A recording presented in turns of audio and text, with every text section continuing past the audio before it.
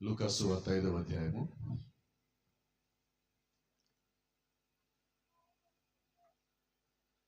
36వ వచనం చదువుదామండి. లూకాసు సువార్త 5:36. ఆయన వారితో ఒక ఉపమానం చెప్పాను. ఎట్లనగా, ఎవడును పాత బట్టకు కొత్త గుడ్డ మాసిక వేయుడు, వేసిన ఎడల క్రొత్తది దాన్ని చింపివేయను. అదియు కాక క్రొత్త దానిలో నుండి తీసిన ముక్క పాత దాంతో కలియదు.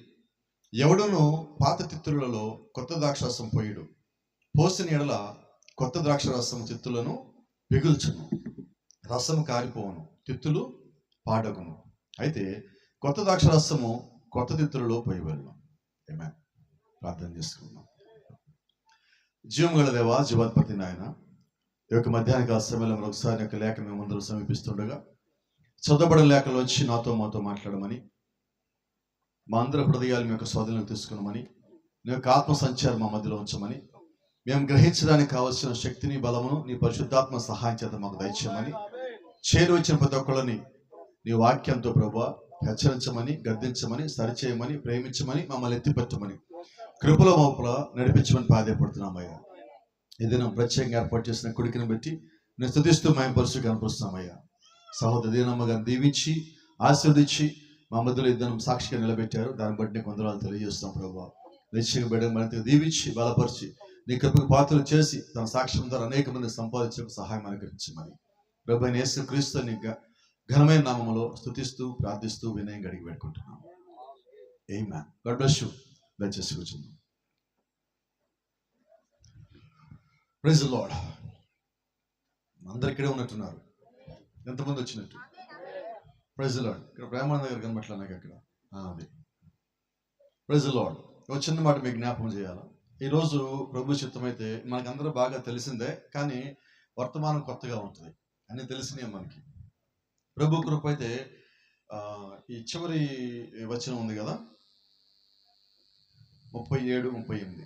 ఎవడను పాత తిత్తులలో కొత్త ద్రాక్షరసం పోయుడు, పోసిన ఎడల కొత్త ద్రాక్షరసం తిత్తులను పీల్చును, రసము కారిపోవును, తిత్తులు పాడగును. అయితే కొత్త ద్రాక్షరసమును కొత్త తిత్తుల్లో పోయవలను. Praise the lord. ఒక చిన్న ప్రశ్న అడుగుతానండి, నాకు మీరు త్వరగా సమాధానం చెప్తారు అనుకుంటున్నాను నేను. ద్రాక్షరసం అంటే ఏంటి?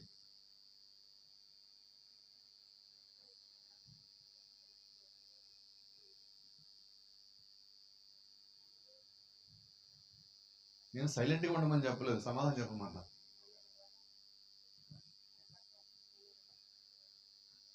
నూనె ద్రాక్షరసం పాడు చేయొద్దు. ప్రకటన గ్రంథం. ద్రాక్షరసం అంటే ఏంటి?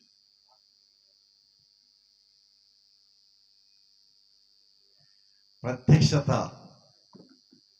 ద్రాక్షరసం అంటే ప్రత్యక్షత. రైట్. ఇప్పుడు ఇక్కడ సీసా అంటే ఏంటి?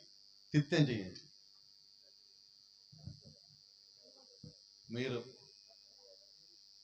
ఇప్పుడు ఏ తిత్తిలో ఆ ద్రాక్షరసం పోస్తే పగలదు, పగలదు.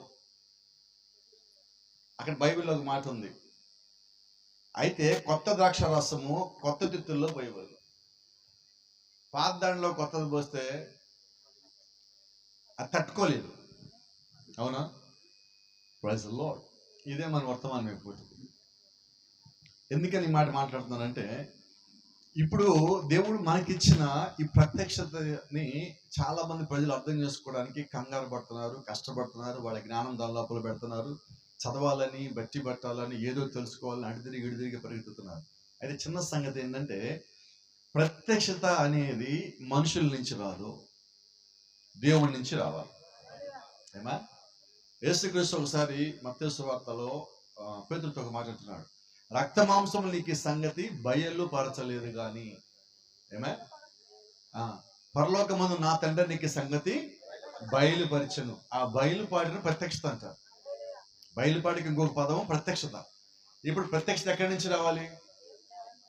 గుంటూరు బాల్ గారి నుంచి రావాలి, తంగెళ్ళం గేలు గారి నుంచి రావాలి, ఆర్యభట్ట విజయ్ కుమార్ గారి నుంచి రావాలి, ఫిషింగ్ గారు ఫిలిప్ గారి నుంచి రావాలి. చెప్పండి, ఎవరొకరి పేరు ఎక్కడి నుంచి రావాలి? అంటే మరి ఇప్పుడు మేమందరం సేవకులం కాదా? మా నుంచి రాదా? రాదు, రాదు. కారణం ఏంటంటే ఆయన అంటున్నాడు, రక్త మాంసం నీకు ఈ సంగతి బయలుపరచలేదు కానీ పరలోకమందు నా తండ్రి నీకు బయలుపరిచాడు. సో ఇప్పుడు ప్రత్యక్షత ఎక్కడి నుంచి రావాలి? నాకు ఆ పాస్టర్ గారు ఇచ్చారు, ఆ ప్రవక్త ఇచ్చాడు, ఆ అపోస్తలుడు ఇచ్చాడు, ఇవేమి నడవండి. ప్రత్యక్షత పరలోకం నుంచి రావాలి, ప్రత్యక్ష దేవుడి నుంచి రావాలి. దేవుడు నేరుగా నీకు ఇచ్చారు ప్రత్యక్షత. నిజమేనా? రైట్. ఇంకో ప్రశ్న అడుగుదాం. ఇప్పుడు ప్రత్యక్షత అంటే ఏంటి?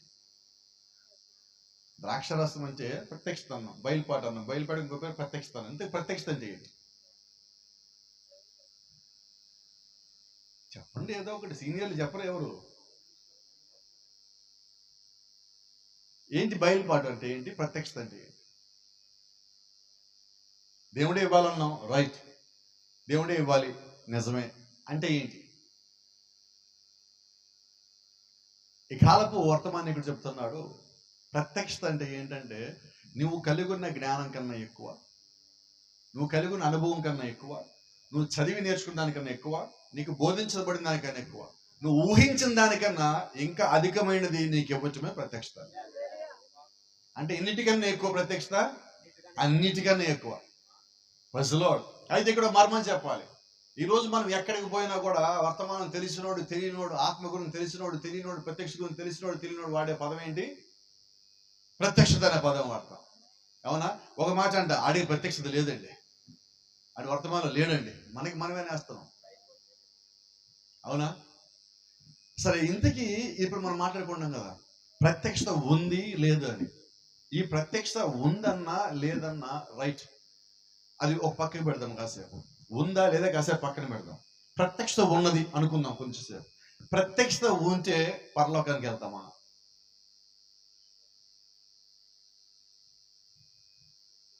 ఈరోజు చాలా జాగ్రత్తగా మనం గమనించాల్సిన సంగతి ఏంటంటే ప్రత్యక్షత ఉండి కూడా దేవుడు ఎవరో ఎరగని వారు ఉన్నారు.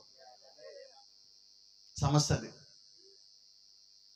ఈరోజు వర్తమాన కోడ్లు బట్టి బట్టి మొత్తం పారాగ్రాఫ్లు, పేజ్ నెంబర్లు మొత్తం చెప్పేవాళ్ళు ఉన్నారు. పరలోకం పోతారంటే అనుమానమే. కారణం ఏంటంటే జీవితం లేదు. వారి జీవితము పోల్చినప్పుడు ఒక వర్తమానం ఉంది, నీ జీవితము సువార్తకు తగినట్టుగా ఉన్నదా అంటే లేదు. మరి నీకు ఎంత తెలిసి ప్రయోజనం ఏమున్నది? 7 ముద్రలు మాట్లాడతావు, 70 వారాలు మాట్లాడతావు, కృప వార్త మాట్లాడతావు, ఎత్తబాటు గురించి మాట్లాడతావు, మొత్తం అని తెలుసు. అయినప్పటికీ జీవితం లేని కారణం చేత వాళ్ళు పరలోకాన్ని పోగొట్టుకునే వాళ్ళుగా ఉంటారు. అంటే కేవలం ప్రత్యక్షత వస్తే సరిపోదు. దీనికి మీకు అదే మాట చెప్తా. మత్తయి సువార్త 16వ అధ్యాయంలో పేతురు ఎక్కడి నుంచి ప్రత్యక్షత పొందుకున్నాడు? ఆయన అన్నాడు, సీమోను బర్యోనా, నీవు ధన్యుడువు, రక్త మాంసం నీకు సంగతి బయలుపరచాడు కానీ పరలోకం మీద నా తండ్రి నీకు సంగతి బయలుపరిచాడు. ఏంటి ఆ సంగతి? నీవు సజీవుడు అయిన దేవుడి కుమారుడైన క్రీస్తువి, క్రీస్తుతో పాటే ఉన్నాడు, క్రీస్తుని చూస్తున్నాడు. అయితే క్రీస్తుని గుర్తించాడు కానీ గ్రహించలా, లోపలికి రాలా. ఎందుకు రాలేదంటే యేసుక్రీస్తుకు సిలువ వేసినప్పుడు పేతురు ఎక్కడ ఉన్నాడు? ఎక్కడున్నాడండి? పారిపోయి దాక్కున్నాడు. ప్రకటన గ్రంథం రాసిన యోహాను తప్ప ఎవడు లేడు, ఒకడే మిగిలాడు అక్కడ. అందరూ పారిపోయి కూర్చున్నారు అక్కడ. మరియా, యోహాను తప్ప ఇంకెవరు లేరు, అందరూ పారిపోయారు. మరి ఈయన సజీవుడైన దేవుడి కుమారుడు అని తెలిసిన తర్వాత ఎందుకు పారిపోవాలి? ఆ సిలువ వేయటానికి ముందు ఆయన పట్టుకోగానే అసలు యేసుక్రీస్తు నాకు తెలియదు అన్నాడు. అవునా? ఎవరన్నారు? ప్రత్యక్షత పొందుకున్న పేతురు, మామూలు పేతురు కాదు. ప్రత్యక్షత పొందుకున్న పేతురు శ్రమ రాగానే, శోధన రాగానే, మరణం దగ్గర రాగానే యేసుక్రీస్తు నాకు తెలియదు అన్నాడు. అంటే నీకు కేవలం ప్రత్యక్షత రాగానే సరిపోదు, నీకు దానికన్నా ఇంక ఎక్కువ కావాలి. ప్రత్యక్షత కన్నా ఎక్కువైంది ఒకటి ఉంది, దాని పేరేంటో తెలుసా? మేడగదిలో వారు పొందుకున్నది. నువ్వు కేవలం పుస్తకాలు చదివేస్తే కానీ అయిపోలా, చర్చికి రాగానే అయిపోలా, వర్తమానం వినేగానే అయిపోలా, కాసేపు కేకలో గంతులేస్తే కానీ అయిపోలా.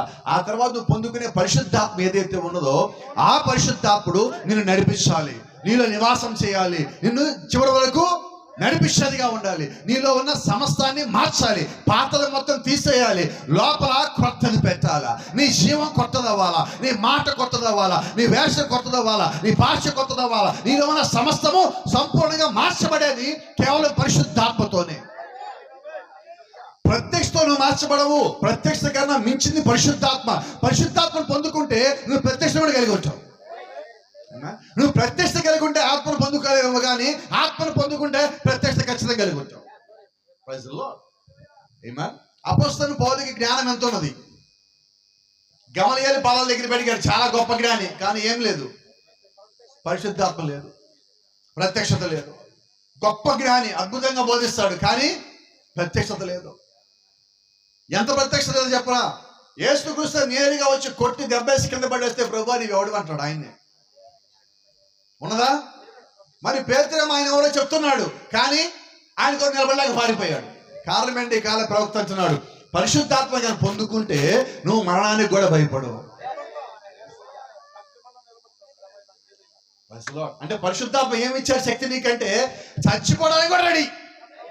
ఎందుకు చచ్చిపోవడానికి కూడా రెడీ అంటే పౌలు అంటాడు, నా మట్టుకైతే చావైతే ఎందుకు లాభం, ఆయన దగ్గరికి వెళ్ళిపోతాం. ఆత్మను పొందుకొని నీకు సంగతి తెలిసింది, నేను ఇక్కడ పోతే అక్కడికే పోతా. ఎక్కడి నుంచి వచ్చిన శక్తి? పరిశుద్ధాత్మ నీకు ఇచ్చిన శక్తి, పరిశుద్ధాత్మ నీకు ఇచ్చిన బలము, పరిశుద్ధాత్మ నీకు ఇచ్చిన బయలుపాటు, ఆయనకి ఇచ్చిన ప్రత్యక్షత, ఆయనకి ఇచ్చిన కృప. ఆ గడియ వర్తమానం పొందుకోవాలంటే పౌలు ఆ గడియ వర్తమానం మిస్ అయ్యాడు, పేతురు ఆ గడియ వర్తమానం మిస్ అయ్యాడు. పరిశుద్ధాత్మ వారి లోపలికి వచ్చినప్పుడు ఆ గడియ వర్తమానం వారు పొందుకున్నారు. క్రీస్తుని చూశాడు, క్రీస్తు లెక్క నడిచాడు, ఆయన పొరపాట్లు, ఆయన తప్పులు, ఆయన పాపాలు, ఆయన చేరుకోలేకపోవడం, ఆయనతో పాటు నడవలేకపోతున్నారు ఆత్మీయంగా. ఈరోజు అనేక మందికి వర్తమానం తెలుసు, పుస్తకాలు తెలుసు, అయితే ఒక్క వర్తమాన పుస్తకం ప్రకారం జీవించామని ఒక దాని పేరు చెప్పంటే కనబట్టలేదు మనకి. మనం ఏ మెసేజ్ చెప్పిన ఇదా నేను ఎప్పుడో విన్నా, పాస్టర్ గారిని మళ్ళా చెప్తున్నారు, పాస్టర్ గారిని మళ్ళా చెప్తున్నారు. పాస్టర్ గారు అన్నిసార్లు ఎందుకు చెప్తాడంటే దేవుడు నేను ఇదో చెప్పమంటున్నాను, ఇంకా చెప్పు, మళ్ళా చెప్పు, మళ్ళా చెప్పు. ఇప్పుడు ఇక్కడ ఒక మేకి పెట్టా, ఒక దెబ్బ కొట్టా, మేక లోపలికి వెళ్ళిపోయిందా? ఇప్పుడు ఏం చేయాలి? ఎప్పటిదాకా చెప్పనా? ఇలాగంటే అది కదలకూడదు, అప్పుడు దాకా కొట్టాలి. మరి వర్తమానం ఏం చేయాలి? ఎక్కడ దాకా? నీ గుండెల్లోకి దిగేదాకా, నీలో అది నిలబడేదాకా, నువ్వు ఆ వర్తమానంతో కట్టబడేంత వరకు అది కొట్టబడాలి. అప్పుడు పరిపూర్ణతలోకి వస్తావు, అప్పుడు సంపూర్ణతలోకి వస్తావు, అప్పుడు ఆయన కృప, ఆయన శక్తి, ఆయన ప్రభావం ఏంటో నువ్వు గ్రహించడానికి వస్తావు. అది గ్రహించిన తర్వాత నిన్ను ఎవడో కొట్టక్కర్లా. నువ్వు దాన్ని పట్టుకోగలుగుతున్నావు, ఎందుకంటే అది నీకు కొట్టబడిన తర్వాత నువ్వు దానికి లంగరేయబడి ఉన్నావు ఆల్రెడీ. ఆ లంగరు నువ్వు ఊగుతానే ఉంటావు, బయట అనుకుంటాడు ఇదేంటి అటు ఇటు ఊగుతున్నాడు, కానీ దానికి ఆల్రెడీ ఒక తాడు కట్టబడి ఉన్నది, కింద ఒక బరువు దింపబడి ఉన్నది, ఒకదానికి కట్టబడి ఉంది, అది కదలదు ఇంకా. ఇప్పుడు మాట చెప్పన, మేడగదిలో 120 తిత్తులు ఉన్నాయి. వాళ్ళు కొత్త రాక్షసం పొందుకున్నారు, వాళ్ళు తాగి కిందకు వచ్చారు. ఇప్పుడు పేతురు ఊగుతా ఉన్నాడు ఇట్లా, అయితే పేతురు అప్పటికి లంగరేయబడ్డాడు. వాళ్ళే అంటారు ఇదేంటిది, కొత్త మద్యం తాగుంటాడు. తాగాడండి ఆయన. ఏ మద్యం అంటే అది పరిశుద్ధాత్మ, పరిశుద్ధాత్మను తాగాడు. పరిశుద్ధాత్మ తాగిన ఈయన కిందకి దిగి మాట్లాడతావు అంటే మిగతా వాళ్ళకి అర్థం కాదు. వాళ్ళు అనుకుంటున్నారు వీళ్ళు పొద్దునే కొత్త మద్యం తాగొచ్చినట్టు. అయితే వీళ్ళు ఏం చేస్తారంటే మేడ గదిలో 10 రోజులు ఉండి ఆత్మను పొందుకొని కిందకి దిగారు. ఈ ఆత్మ ఇప్పుడు పేతురుకి తెలియని సంగతులు కూడా పేతురులోంచి మాట్లాడుతున్నాడు. పేతురు మాట్లాడటం లేదు. మీరు బైబిల్ కానీ చదివితే పేతురులోంచి పరిశుద్ధాత్మను మాట్లాడుతున్నాడు. పరిశుద్ధాత్ముడు అంటే ఆ గడికి దేవుడిచ్చిన బయలుపాటు అయి ఉన్నాడు, ఆ గడికి దేవుడిచ్చిన వర్తమానం అయి ఉన్నది. ఇప్పుడు ఆ వర్తమానము పేతురు బోధిస్తా ఉన్నాడు. అది భూమి మీద మొట్టమొదటిసారిగా పరిశుద్ధాత్మ కొత్త నిబంధనలో ఒక వ్యక్తి లోపలికి వచ్చి బోధించే వర్తమానం అయి ఉన్నది. ఇంకో రకంగా మాట్లాడితే ఒక మానవ శరీరాన్ని పరిశుద్ధాత్మ కొత్త నిబంధనలో వాడుకోవటం, అది బహుబలముగా. ఒక ప్రసంగం చేస్తున్నాడు, వాళ్ళందరూ ఊగుతున్న పేతురు శరీరం చూస్తున్నారు, కొద్ది మంది మాత్రము ఆ ఊగుతున్న పేతురు శరీరంలో స్థిరముగా ఉన్న పరిశుద్ధాత్మను చూస్తున్నారు. ఈ రోజు కూడా మనం వచ్చి ఏం చేస్తామని చర్చికి వచ్చి పాస్టర్ గారి ముఖం చూస్తాం, పాస్టర్ గారి తప్పులు చూస్తాం, పాస్టర్ గారి లోపాలు చూస్తుంటాం, పాస్టర్ గారు ఒక ఆలోచన చూస్తూ ఉంటాం, ఆయన అలా కదా, ఇలా కదా, అది కదా, ఇది కదా అని. ఎప్పుడైతే నువ్వు ఆ ఊగుతున్న శరీరాన్ని చూసావో లోపల ఆత్మను చూడలేవు, లోపల ఆత్మను ఎప్పుడైతే చూసావో బయట ఊగుతున్న శరీరం చూడలేవు. కాబట్టి ఈరోజు నువ్వు చూడాల్సింది ఏంటి? స్థిరమైన పరిశుద్ధాత్మ.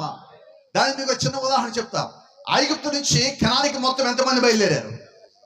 ఎంతమంది వెళ్ళారు? మరి 20 లక్షల మంది ఏం చూశారు? చెప్పలేని గట్టిగా మీరు. ఏం లోపాలు? మోషే గారి లోపాలు. అసలు మోషే గారి లోపాలు చూడటానికి దేవుడు లేడా? నువ్వెందుకు? వాళ్ళు ఏం చూడాలి? అగ్నిస్తంభం చూడాలి, మేఘస్తంభం చూడాలి. అగ్నిస్తంభం మేఘస్తంభం మోషన్ ఎలా నడిపిస్తూ చూడాలి. అలాగే వాళ్ళు నడవాలి. వాళ్ళు మోషన్ చూసి నడవద్దు, పైన అగ్నిస్తంభం చూసి నడవాలి. నువ్వు సేవకుడు చూసి నడవద్దు, సేవకుడు ఉన్న పరిశుద్ధాత్మను చూసి నడవాలి. నీకు ఇచ్చిన వాక్యం చూసి నడవాలా. నీకు ఇచ్చిన పరిశుద్ధాత్మ ఇచ్చిన ఈ గడియ వర్తమానం చూసి నడిచినప్పుడు నువ్వు ఎన్నడూ తొలగిపోవు, ఎన్నడూ జారిపోవు, ఎన్నడూ పడిపోవు, ఎన్నడూ ఇతరులు విమర్శించేవాడిగా ఉండవు. నీ మీద ఎన్ని నిందలు పడ్డా నువ్వు క్లీన్గా అక్కడ జరుచుకుంటూ బయటికి పోతావు. ఎందుకంటే నువ్వు నడిచేది వర్తమానం. నీ మీద పడి నిందలు తీసేసే బాధ్యత వర్తమానం ఉంది. Praise the lord. ఒక చిన్న మాట, చిన్న మరియ గర్భవతి అయింది 12 నుంచి 14 సంవత్సరాలు. ఆమె గర్భవతి ఎలాగైందంటే గాబ్రియల్ చెప్పిన మాటల వల్ల. అవునా? ఆ మాట నమ్మటం వల్ల, ఆ మాట పరిశుద్ధాత్మను పొందుకోవటం వల్ల, పరిశుద్ధాత్మను పొందుకొని గర్భవతి అయింది. ఇప్పుడు ఆమె ఎవరికన్నా నేను పరిశుద్ధాత్మ వల్ల గర్భవతి అయ్యానని చెప్పాలా? ఎవరు చెప్పాలి? దేవుడు చెప్పాలి.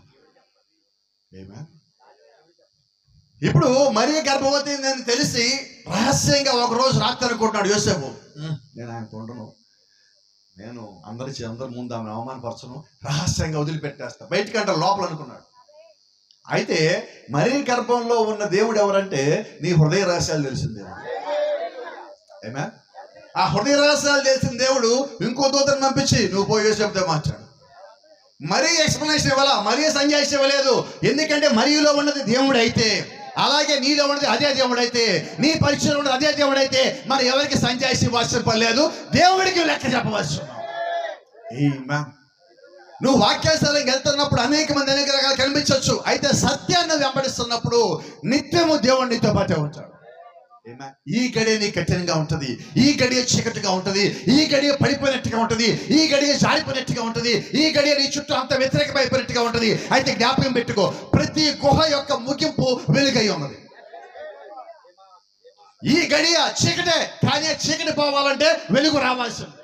అది ఎక్కడో చోట అంతమవ్వాల్సిందే. ఎందుకంటే చీకటి శాశ్వతం కాదు, వెలుగు శాశ్వతమై ఉన్నది. ఒకసారి ఈయన తెలుసు అనుకోండి, మీకు ఈయన తెలుసా? మీకు త్వరగా చెప్పండి. ఏంటి ఈయన పేరు? ఏంటది? నెవిల్ జోయ్. నెవిల్ జోయ్ విన్నారా ఏం చెప్పారు? మీరు అందరు నెవిల్ అంటున్నాడు, ఆయన ఏమన్నాడు? ఏంటి జోయి అంటే? ZOE, జోయ్ అంటే దేవుడు జీవించే జీవితం. ZOE, జోయ్ అంటే ఏంటో తెలుసా? దేవుడు జీవించే జీవితం అంటే అక్కడ అర్థం ఏంటంటే, దేవుడు నిలబడితే ఆయన నీడ ఎక్కడ పడదు, ఆయనకి నీడ లేదు. మనం వెళ్ళే నిత్య జీవుల్లో మన నీడలు పడవు. ఇప్పుడు మన ఇక్కడ నీడ పడుతుంది, అడిగేది నీడ లేదు. నీడ అంటే మరణం, మరణం లేదు. ఇప్పుడు ఆయన ఏం కలిగి ఉన్నట్టు? వెలుగు జీవ, నిత్య జీవం మంచిది. మరి ఈయన పేర్లు ఏం పెట్టున్నాడు ఇప్పుడు? ఈయన మీరు ఎంతకాలం ఏం పిలిచారు? నీడ మరణము లేనివాడు, అమర్త్యుడు. ఒక రకంగా నిత్య జీవంలో ఉండేవాడు, దేవుని యొక్క జీవితం కలిగి ఉన్నవాడు, అమర్త్యుడు. ఎన్ని పదాలు ZOEకి వస్తాయి. ZOE, జోయ్. ఏంటి ఈ జోయ్ అంటే? చుట్టుపక్కల ఎటు నేను చూసినా ఒకేలా కనబడతాడు. Praise the lord. ఈరోజు నేనంటున్నా, ఆయన పేరు పెట్టుకున్నాడు, కానీ ఆ పేరు నిజమయ్యే రోజు ఒక రోజు ఉన్నది మన అందరి జీవితాల్లో. అక్కడికి వెళ్ళినప్పుడు మనకు అర్థమవుతుంది. ఇప్పుడు నేనేం చెప్తున్నాను, ఎందుకని ఈ మాట చెప్తున్నానంటే, నేను సినిమా ఇండస్ట్రీలో పనిచేసినప్పుడు నేను వర్క్ చేసేదాన్ని GIJO అంటాం, గ్లోబల్ ఇల్యూమినేషన్ జోయ్ అంటాం. అంటే ఒక ఆబ్జెక్ట్ తీసుకుంటే, ఆ వస్తువు తీసుకుంటే, వస్తువుని అన్నేపుల నీడ లేకుండా చేయటం నా పని. అక్కడ చేసిన పని అదే. ఇక్కడికి వచ్చిన తర్వాత అదే ప్రవృత్తి చెప్పినప్పుడు నాకు చాలా సంతోషం అనిపించింది. నేను అక్కడ చేసి వచ్చిందే కదా ఇది. అప్పుడు నాకు అర్థమైంది ఏంటంటే, దేవుడు నేను ఇది చెప్పడానికి నాకు ముందు నేర్పించాడు కదా. నా మాట అర్థమవుతున్నాయి అంటే, ఎవడో ఒకటి వచ్చి కొన్ని సంగతులు చెప్పడానికి దేవుడు వాడి జీవితంలోంచి అన్ని చూపిస్తాడు. ప్రజల్లో అది అందరి జీవితం రాదు, అది దేవుడు కొద్ది మంది జీవితాల్లోంచి అది చూపిస్తున్నాడు. ఇక్కడున్న ప్రతి ఒక్కరి జీవితం కూడా మీ గురించి భవిష్యత్తులో ఎవరికైనా చెప్పేటప్పుడు ఎక్కడో చోట దేవుడు చేసిన కార్యాలు మొత్తం బయటికి రావాల్సిందే. ఏ ఒక్కరి జీవితం తక్కువ కాదండి. నువ్వు పల్లెటూరులో ఉండొచ్చు, నీ బతికినంత కాలం నువ్వు సిటీలోకి రాకపోయి ఉండొచ్చు, అయినప్పటికీ దేవుడు నీలోంచి ఏదో ఒక మాదిరి ముందు పెట్టి ఉంటాడు. నేను చూడగలను, నేను గ్రహించగలగాల. దేవుని నామానికి మహిమ, ఘనత, ప్రభావం కలుగును గాక. అయితే ఒకసారి మళ్ళీ వెనక్కి వస్తున్నాను ఇక్కడికి. ఇక్కడ బైబిల్ అంతా ఉన్నది, పాత తిత్తిలో కొత్త ద్రాక్షారసం పోయలేం, పాత గుడ్డకి కొత్త మాసిక వేయలేం. ఎందుకని కొత్త మాసిక వేయలేమంటే పాత గుడ్డలో ఉన్న శక్తి పోయింది. నువ్వు కొత్త వేసినప్పుడు దీంట్లో బలం ఎక్కువ ఉంటుంది, ఇది దాన్ని చంపేస్తుంది. పాత బాటిల్ అంటే, పాత తిత్తి అంటే దానిలో బలం అంతా పోయినది. కొత్త ద్రాక్షారసం పోసినప్పుడు కొత్త ద్రాక్షారసంలో జీవం ఉంటుంది. ఇక్కడ సేవకులకు తెలుసు, ద్రాక్షారసం తయారు చేస్తారు కాబట్టి వాళ్ళకి తెలుసు, ద్రాక్షారసం ఈ రోజు ఎలా ఉంటుంది, రేపు పొద్దునకి ఎంత ఉంటుంది. మీరు ఎప్పుడన్నా ఒక ప్లాస్టిక్ బాటిల్లో పెట్టి ద్రాక్షారసానికి మూతేసి పెట్టొచ్చండి, బాటిల్ పగిలిపోద్ది, మూత పగిలిపోద్ది. కారణం ఏంటి? నువ్వు పోసిందంతే ఉంది కానీ బాటిల్ పగిలిపోయింది. ఎందుకంటే దాని లోపల శక్తి ఉన్నది. ఏమా? ఇప్పుడు మనం పాత జీవితం జీవిస్తానే ఇప్పుడు కొత్త ప్రత్యక్షతను ఈ వర్తమానం పొందుకొని లోపల వస్తే ఏమవుతుంది? లోపల పాత జీవితం చచ్చిపోయి పగిలిపోయింది. అర్థమైందా? ఇప్పుడు నీకేం కావాలి? నువ్వు నూతన జీవితాన్ని పొందుకుంటే నేను తీసుకోగలుగుతావు. నువ్వు జీవితం మారకుండా ఇది తీసుకోలేవంటున్నా. ఈ వర్తమానము నీ జీవితం మారకుండా తీసుకోలేవు. ఎందుకని తీసుకోలేవు అంటే అది దీన్ని తట్టుకోలేదు, అది పాడైపోతుంది, చచ్చిపోతుంది. ఇక్కడ మీకు సంగతి కూడా చెప్పాలి. కొద్దిగా నేను వెనక్కి వెళ్తాను, దీనికన్నా ఒక అడుగు వెనక్కి వెళ్ళి మనం ముందుకు వద్దాం. ఏంటంటే ఇంతకి తిత్తి అంటే ఏంటి వినపడలా? ప్రాఫిట్ చెప్తున్నాడు, the was made out of an animal skin. జంతువుల చర్మంతో ఒక తిత్తిని తయారు చేస్తారు. జంతువుల చర్మం, ఒక జంతువు ముందు చచ్చిపోవాలి. నా మాటలు మీరు జాగ్రత్తగా వినండి. ఓ జంతువు చచ్చిపోయాక దాని చర్మం తీసి దాన్ని తిత్తిని చేయాలి. అంటే ద్రాక్షారసం నిల్వ ఉండాలంటే ఏం చేయాలి? ముందు జంతువు చచ్చిపోవాలి. ఇప్పుడు అదే ద్రాక్షారసం మళ్ళా ఉండాలంటే ఏం చేయాలి? గట్టిగా చెప్పాలా? మనం చస్తేనే అది లోపల ఉంటుంది, లేదా ఉండదు. అయితే ఇక్కడ ఇంకో మర్మం ఆయన చెప్తున్నాడు, అది చచ్చిపోగానే తిత్తి అవ్వదు. చర్మం ఎండబెట్టి దాని దానితో బిగుతుగా కుట్టి దానికి ఉన్న రంగు వాసన మొత్తం పోయి దాన్ని గట్టిగా లాగి కుట్టి ఇది చేయాలి. దీనికన్నా ముందు ఆయన ఒకరు అంటున్నాడు, ఒక జంతువు చర్మం తీసుకొని దాన్ని ఒక తిత్తిగా తయారు చేయాలంటే ముందు దాన్ని ఏం చేయాలి తెలుసా? బండకేసి రుద్దాల. బండకేసి రుద్దాల. నేనంటాను ఆ బండ క్రీస్తే అంట. ఆ బండకేసి రుద్దాలి. ఎలా రుద్దాలి? ఎప్పటిదాకా రుద్దాలి? దానిపైన వెంట్రుకలు ఉంటాయి, లోపల చెడిపోయింది రక్తం ఏదో మరకలు ఉంటాయి. అవన్నీ ఎండిపోయింది మొత్తం పోయేదాకా దాని పని ఏంటో తెలుసా? ఆ బండ మీద కొద్దిగా నీళ్లు పోసి దాన్ని రుద్దుతారు. రుద్ది రుద్ది రుద్ది ఎండలాండ పడేస్తారు. మళ్ళా రేపు పొద్దున వచ్చి మళ్ళా అక్కడ నీళ్లు పోసి మళ్ళా రుద్ది రుద్ది అక్కడ పడేయాలి. అవునా? అంటే చచ్చిపోగానే దేవుడు ఎమ్మటి వాడుకోడు.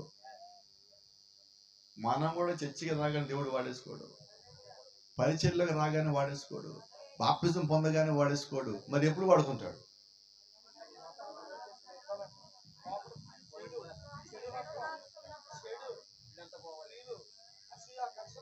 దాన్ని తయారు చేసే వ్యక్తి దాన్ని వాసన చూస్తాడు, దాని ఒరిజినల్ వాసన పోవాలి, అప్పుడు దాన్ని వాడతాడు.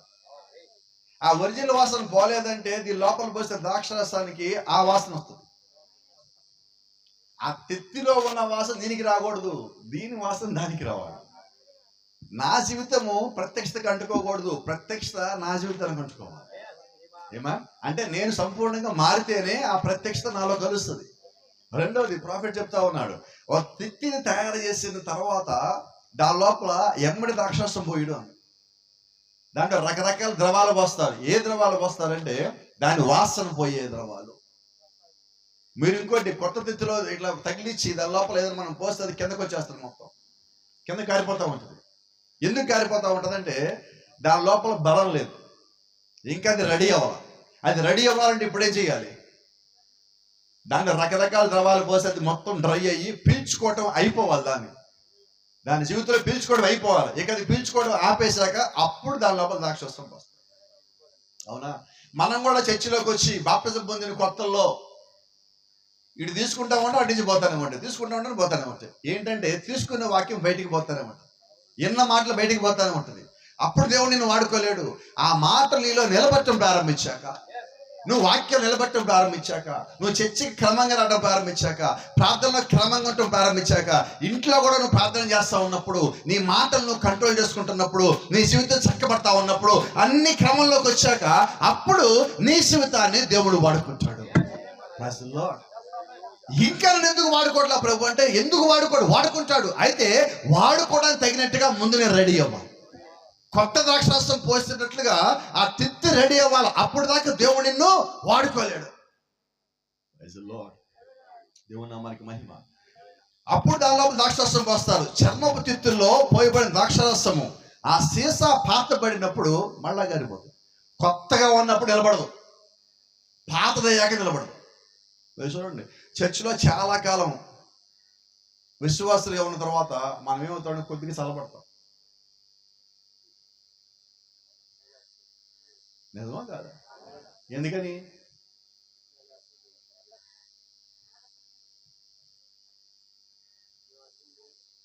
అప్పుడు జనరల్గా సేవకులు కానీ ఇళ్లలో వాళ్ళు ఏం చేస్తారంటే ఒక మాసిక వేస్తారు, దాన్ని కారిపోతా ఉంటుంది. ఎందుకని? మీరు కాదు, నేను కాదు, సేవకులుగా విశ్వాసులు అందరి పరిస్థితి. ప్రతి ఒక్కడు కొద్ది కాలం మనం ఉన్నంత బలవంగా ప్రపంచంలో ఎవడు ఉండడు, కొద్ది కాలం మనం ఉన్నంత బలహీనంగా ఎవడు ఉండడు. ఏంటిది? ప్రాఫిట్ చెప్పినట్టు ఈ మాట చెప్తే కాంట్రవర్సీ అనిపిస్తావు కానీ అని చెప్పిన మాట ఒకటి ఉంది. ప్రతి సేవకుడు ప్రతి విశ్వాస జీవితంలో 3.5 సంవత్సరాలు ఉన్నతమైన స్థితిలో ఉంటాడు. 3.5 సంవత్సరాలు ఇక మామూలుగా ఉండదు వాడి జీవితం. హై అనమాట. పరిచయంలో కానీ విశ్వాసంలో కానీ ఏదో ఒక దాంట్లో దేవుళ్ళు హైలో ఉంటాడు. ఎన్నేళ్ళు తర్వాత ముందు, తర్వాత ఏంటి ముందేంచి శేషాల భోజనం కారిపోతుంది, తిత్తి కారిపోతుంది. నిజమా ఇది? యేసుక్రీస్తు పరిచయం ఎంతకాలం? అర్థమైందా? ఇప్పుడు ఆయనతో పడినప్పుడు అపొస్తలులు అందరూ ఏమన్నారు? ఆహా, అసలు మాలాంటి పరిచయం లేదో అన్న. తర్వాత ఏమైంది? మేడగదిలో 10 రోజులు మళ్ళా ఏం చేశాడు? వీళ్ళు తిత్తులు మార్చాడు, బయలుపాటనిచ్చాడు. ఆయన లోపల దిగి వచ్చాడు. మిమ్మల్ని మీరు వాడుకోలేరుగా, మిమ్మల్ని నేను వాడుకుంటాను. ఇప్పుడు నేను కూడా ఏమంటానంటే, ముందు నువ్వు దేవుణ్ణి కనిపెట్టు, దేవుడి దగ్గరికి వెళ్ళు, ఆయన కనిపెట్టు, ఆయనతో కలిసిపో. ఎలా కలిసిపోవాలంటే, నేను అనేవాడు నీ లోపల చచ్చిపోవాలి. నేను అనేవాడు లోపల చచ్చిపోయినప్పుడు దేవుడిని చాలా సులభంగా వాడుకుంటాడు. రెండోది బలంగా వాడుకుంటాడు. ఈరోజు మనకున్న పెద్ద సమస్య అంటే, మనలో ఉన్నవాడు ఆ నేను అనేవాడు చచ్చిపోవట్లా. ఇదంటున్నాడు, అది ఎండిపోయినప్పుడు దాని లోపల ఏ ద్రాక్షరసం పోయిరు, తిత్తి ఎండిపోతే పోయిరు. ఇప్పుడు నేను అంటే దేవుడు వాడుకోడు మనల్ని. ఇప్పుడు నేనేం చేయాలి? నాలో నేను చంపాలి. ఈరోజు మనం ఎవరు పోయినప్పటికీ దేవుని యొక్క సంఘంలో మనం ఏ స్థితి, ఏ స్థానంలో బోధించేవాడు కానీ వినేవాడు కానీ ప్రతి వాడు మనలో ఉన్న ఈ నేను అనేవాడు డైలీ చంపుకుంటూ కూర్చోవాలి. నేను అనేవాడు ఎక్కడ బయటపడుతున్నాడో అక్కడ వాడు చంపుకుంటూ కూర్చోవాలి. ఈరోజు పరిచయలు పోయేది నేను దగ్గరే, విశ్వాసాలు దారిపోయేది నేను దగ్గరే, కుటుంబాలు విడిపోయేది నేను దగ్గరే. మీరు గమనించండి, విడాకులు గొడవలన్నీ ఎక్కడ బిగిన్ అవుతాయి? అవునా? ఎప్పుడైతే నేను అన్నానో అక్కడ నాలో దేవుడు లేడు, నేను ఒక్కనే ఉన్నా. ఆయన అంటున్నాడు, నాకు వెలుపటుండి మీరేమి చేయలేరు. ఇప్పుడు దేవుడిని బయటపెట్టి నేనేం చేస్తా? వాక్యాన్ని బయటకు నేనేం చేస్తా? సంఘానికి బయటకు నేనేం చేస్తా? ప్రార్థనకు దూరంగా నేనేం చేస్తా? ప్రభురాత్రికి దూరంగా నేనేం చేస్తా అండి? ఏమి చేయలేను. నేను ఏమన్నా చేయగలనంటే ఎప్పుడు చేయగలనంటే అన్నిట్లో నేనున్నప్పుడు, ప్రార్థనలో నేనున్నప్పుడు, విశ్వాసంలో నేనున్నప్పుడు, వాక్యంలో నేనున్నప్పుడు, పాత్రలో నేనున్నప్పుడు, ఆరాధనలో నేనున్నప్పుడు, ప్రతి దానిలో నేను ఉన్నప్పుడు దేవుడు నన్ను వాడుకుంటాడు. అది నాకు కష్టమైనా కానీ బాధ అయినా కానీ. ఇంకో మాట చెప్తా, ఇక్కడ మరి అందరు ఉన్నారు కాబట్టి, 2-3 సంఘాల నుంచి ఉన్నారు కాబట్టి ఒక మాట చెప్తున్నా. మనం ఏ సంఘంలో ఉన్నామో కాసేపు మర్చిపోదాం, సంఘాన్ని మర్చిపోదాం కొద్దిసేపు. ఎప్పుడు మర్చిపోవాలంటే సంఘాన్ని, నువ్వు సంఘంలో ఉన్నప్పుడు. ఎందుకని మర్చిపోవాలి? నేను సంఘంలో కాదు క్రీస్తులో ఉన్నాను అనుకో. ఇప్పుడు చెప్పు, ఎలా కొంట పక్కన పడుతున్నా? నా పక్కన క్రీస్తులో ఉన్నాడే, నేను క్రీస్తులో ఉన్నాడైతే నా పక్కన క్రీస్తులో ఉన్నాడే. ఇప్పుడు నేను వాళ్ళతో ఎలాగ ఉంటానంటే, నేను వాళ్ళని చూడను, వాళ్ళ క్రీస్తుని చూస్తాను. వాక్యం చెప్పేటప్పుడు సేవకుడు చూడను, ఆ స్వరం నుంచి వచ్చే వాక్యం మాత్రమే తీసుకుంటా ఉంటాం. ఇది ప్రాఫిట్ చెప్తున్నాడు, సంఘంలో దేవుడు యొక్క ఆత్మే పనిచేయాలి, ఇక వేరే ఏది పనిచేయడానికి లేదు. ఆయన యొక్క సత్యం మాత్రమే పనిచేయాలి. Praise lord. దేవుడు యొక్క సర్వసత్యం పనిచేయాలంటే ముందేం చేయాలంటే ఆ తిత్తి రెడీ చేయాలి. ఆ తిత్తులేవో ఇవే, మనమే ఈ తిత్తి. ఇప్పుడు ఆ జంతువు చనిపోవాలి మొదటగా, దాని తర్వాత తీసుకొచ్చి ఆ చర్మం తీయబడాలా, ఆ చర్మం ఎండబెట్టబడాలి. అంటే మన పాత జీవితం నుంచి ముందు మనం వేరు చేయబడాలి. పాత జీవితం వేరు చేయబడకుండా రాదు. ఇప్పుడు ఒక మాట చెప్తా, నాకు బాగా ఇష్టమైన సబ్జెక్టులోకి వెళ్తున్నాను. ఏంటి ఆ సబ్జెక్ట్ అంటే, దేవుడు ఒకసారి మోషే తుమ్మకర్రతో మందసం కట్టాలి. ఏం కర్ర? తుమ్మకర్ర. తుమ్మకర్రలు ఎక్కడ ఉంటాయి మన ఊళ్ళో? మనం ఎక్కడ ఉంటాం ఊళ్ళో?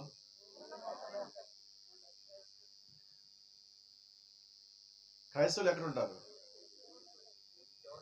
ఇప్పుడు దేవుడు ఎవరు కావాలని అడిగాడు. అయితే ఊరి చివరి ఉంటున్నాం కానీ మనం తుమ్మ చెట్లు ఉంటాయి, మనం ఊరి చివరినే ఉంటున్నాం.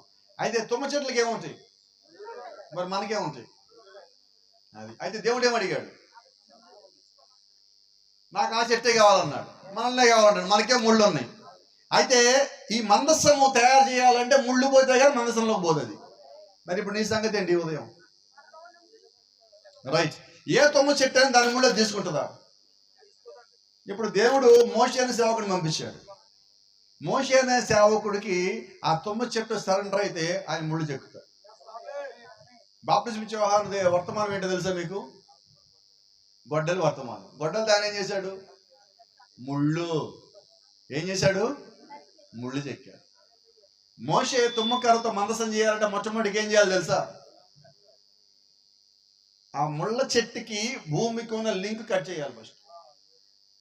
మీరు ముళ్ళు కట్ చేస్తే ఇటు కట్ చేస్తే అటు పక్కన మళ్ళీ వస్తాయి, దానిలో బలం వస్తుంది కింద నుంచి. కానీ ఏం చేయాలి ఇప్పుడు ప్రతి సేవకుడు ఏం చేయాలంటే విశ్వాసికి వాళ్ళకి లోకానికి ఉన్న సంబంధాలు కట్ చేయాలి, ఇక్కడ సంబంధాలు కట్ చేయాలి. మనం ఏం చేస్తాం, ఇక్కడ బంధువులు, ఇక్కడ స్నేహితులు, ఇక్కడ కుటుంబాలు, ఇక్కడ సంపాదన అని చెప్పి అన్ని దీనికి మనం అతుకుబడిపోయి కట్టబడేస్తున్నాం. ఇప్పుడు దేవుడు ఏం చేస్తున్నాడంటే ముందు దాన్ని నరికి పక్కనేసాడు. ఇక్కడ రాసింది చెప్పాలి, ఆ తిత్తిని ఏం చేశారు? ముందు ఆ జంతువుని చంపి చర్మాన్ని పక్కన పెట్టారు. ఇక్కడ తుమ్మకార నరికి ఏం చేశారు? పక్కన పెట్టారు. ఇది ఎండాలా, తడవాలా, నానాలా, పైన బెరడ మొత్తం పోవాలా. మీ దగ్గర తుమ్మ చెట్టు పైకి ఎలా ఉంటుంది? నల్లగా ఉంటుంది. ఆ పైన తీసేశాక తెల్లగా ఉంటుంది. ఇప్పుడు మనకు కూడా పైన పొరలు పోతే, పాల జీవితం పోతే, చెడ్డ ఆలోచనలు పోతే, చెడ్డ తలపులు పోతే, పాత చేసిన క్రియలన్నీ మొత్తం పోతే తెల్లబడతావు. అది రహస్యం తెలుసా? అవి తీసేయబడ్డా కూడా ముళ్ళు పోదు. అది చంపి తీసుకొని చర్మాన్ని ఇక్కడ పెట్టినా కూడా దీని రంగు మారాల. ఇక రంగు మారాలంటే ఏం చేయాలి? ఇప్పుడు బండకేసి రుద్దాలా. అయితే ఇక్కడ ఒక సామెత చెప్తా, మీకు బాగా తెలుసు అనుకోండి ఈ ఊళ్ళో వాళ్ళకి. ఆ సామెత, ఎలుకతోలను తెచ్చి చెప్పరా ఎవరు? ఏడాది ఉతికినా. అది సంగతి. ఇప్పుడు మన తిత్తులు దేవుడు ఏం చేస్తున్నాడు? రుద్దుతానే ఉన్నాడు. ఏడాది అయింది, 2 ఏళ్ళు అయింది, 5 ఏళ్ళు అయింది, 10 ఏళ్ళు అయింది, కానీ ఇంకా ఎలికి వాసన పోవాలి. ఏం చేయాలి ఇప్పుడు? మన స్వభావం అది పోవట్లేదు. అందుకని ఈ కాల ప్రవక్త అంటాడు, నీది గొర్రె పిల్ల స్వభావం అయితే వాక్యం దగ్గర రాగానే నిజమైన స్వభావం బయటకు వస్తుంది. అంటే ఇప్పుడు మన స్వభావం ఏమై ఉండాలి? గొర్రెపిల్ల స్వభావం. గొర్రెపిల్ల స్వభావం ఏంటి? నువ్వు బురదలోనే ఎక్కడో ఉంటే మొత్తం బయటకు వస్తుంది. అయితే ఒక మాట చెప్తారు, కొంచెం కోపడు మాకండి నా మీద. ఒకసారి ఒక యజమాని ఇంగ్లీష్లో మాస్టర్ అంటారు. మాస్టర్ అనుకున్నాం కాసేపు. అప్పుడప్పుడు మనం కూడా కొన్ని పదాలు నేర్చుకుందాం, నాకు ఎప్పుడు వచ్చినప్పుడు ఈజీగా ఉంటుంది కదా. మాస్టర్ అంటారు. ఈ మాస్టర్ ఒక రోజు ఇల్లంతా శుభ్రంగా రెడీ చేసి ఏదో ఊరికి పోవడానికి బయటికి వెళ్ళగానే ఇంట్లో బయట ఒక పందిపిల్ల బురద దొలుతా కనిపెట్టింది. ఈయన ఏం చేశారంటే, పందిపిల్ల చాలా బాగుంది, మంచిగా ఉంది అని చెప్పి దాన్ని తీసుకొని శుభ్రంగా పంపు కింద పెట్టి కడిగి దాని తొట్టులో పెట్టి నానేసి మొత్తం రుద్ది ఇంట్లో పెట్టి దానికి భోజన పదాలు మొత్తం చోట పెట్టి సోఫాలు పెట్టి దానికి చిన్న పరిపేసి ఇక్కడ ఉండి నేను ఊరెళ్ళి వస్తాను, వచ్చేదాకా ఎక్కడే ఉండన్నాడు. ఎటు పోకూడదు అన్నాడు, బయటికి పోకూడదు అన్నాడు, బురద తిరగకూడదు అన్నాడు, ఇక్కడే ఉండాలన్నాడు. ఏం చెప్పినా yes master, yes master, okay master, okay master అన్నాడు. మా యజమాని బయటికి వెళ్ళి పని చూసుకుని వచ్చేసరికి పందిపిల్ల ఎక్కడ ఉంది? లేదు, సోఫాలోనే ఉంది. సోఫాలోనే ఉంది, కానీ ఇల్లంతా బురద ఉంది. ఈయన అడిగాడు, నువ్వు బురదలోకి వెళ్ళావా అంది. నో మాస్టర్ అంది. నిజం చెప్పి వెళ్ళావా లేదండి? వెళ్ళలేదన్నది. మరి బురదంతా ఎలాగొచ్చిందని. దాని ఒళ్ళంతా బురదలో ఉంది, కనబడలేదు నాకు.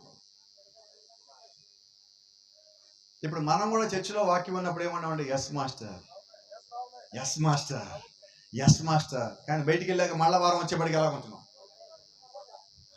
ఇప్పుడు నిజంగా నువ్వు గొర్రె పిల్లవైతే నువ్వు ఒకసారి ఇక్కడ ఎస్ మాస్టర్ అన్నాక బయటికి పోయి మళ్ళా పో. ఇప్పుడు వచ్చిన రహస్యం చెప్పాలి. మీరు ఎప్పుడన్నా ఒక బురద కొట్టుకుపోయిన పౌరాన్ని చూసారా? నిజం చెప్పండి. ఎందుకని? మీరు బావురాన్ని తీసుకొచ్చి బురదలు పడేయండి, దాని మీద మట్టి వేయండి, చెత్త వేయండి, అది మొక్క ఒకసారి చూస్తుంది. నా మీద చెత్త వేసావు కదా, నా మీద బురద వేసావు కదా, ఆగు నీ పని చెప్తా అంటది. నేను కొట్టదు తిట్టదు, అది అలాగే పైకి ఎగిరి అలాగే వెళ్ళి ఇలాగ వస్తుంది. వచ్చేప్పటికి మళ్ళీ మామూలుగా ఉంటుంది. అది ఎక్కడికి పోవాలో స్నానం చేయాలి. ఈ కాలం వర్తమానం కూడా అంటున్నాడు, పైకి ఎగిరినప్పుడు దాని ఛాతిలో దగ్గర ఒక ప్లీని అని చెప్పి గ్రంథం ఉన్నది. దాని లోపల వచ్చి నూనె బేలా బయటకు వస్తుంది. ఆ నూనె బయటకు వచ్చేది ఆకాశం ఎగిరేటప్పుడు దాని ఒంటి మీద ఉన్న మట్టి బురద మొత్తం తీసేస్తుంది. మళ్ళీ కిందకు వచ్చేప్పటికి ఫ్రెష్ అయిపోయింది. ఏమా అంటే ఇప్పుడు దేవుడు ఒక పావురాన్ని శుభ్రం చేయడానికి దాని లోపలే నూనె అనగా పరిశుద్ధాత్మను పెట్టాడు. పరిశుద్ధాత్మను పెట్టాడు. దాన్ని శుభ్రం చేసుకున్న శక్తి దానికే ఇచ్చాడు. నేను అదే మాట అంటున్నా, ఈ రోజు నీ లోపల కూడా నీవు శుభ్రం చేసుకోవడానికి అదే దేవుడు, అదే పరిశుద్ధాత్మ నీ లోపల కూడా పెట్టున్నాడు. అయితే నువ్వు విశ్వాసంలో పైకి ఎగరాలి, నువ్వు ప్రార్థనలో పైకి ఎగరాలి, వాక్యంలో పైకి ఎగరాలి, క్రమంలో పైకి ఎగరాలి. అన్నిట్లో నువ్వు పైకి ఎగిరినప్పుడు అప్పుడు నీ చుట్టూ ఉన్న చెత్త మొత్తం బయటికి పోతుంది, దుమ్ము మొత్తం బయటికి పోతుంది, బురద మొత్తం బయటికి పోతుంది. నువ్వు మళ్ళా వచ్చినప్పుడు మళ్ళా తాజాగానే కనిపిస్తా ఉంటావు. పౌరం ఎప్పుడు దుమ్ముతో కనబడదు. నిజమైన వర్తమాన విశ్వాసి ఎప్పుడు కూడా లోకంతో కనబడడు. కారణం ఏంటంటే నువ్వు ఆత్మ నింపబడ్డావు, నువ్వు ఆత్మ కొరకు వచ్చావు. ఆత్మను పొందుకోవటానికి, ఆత్మసారంగా జీవించడానికి, అనేక మంది పరిశుద్ధమైన సాక్ష్యంగా కనబడటానికి ఇక్కడికి వచ్చున్నావు.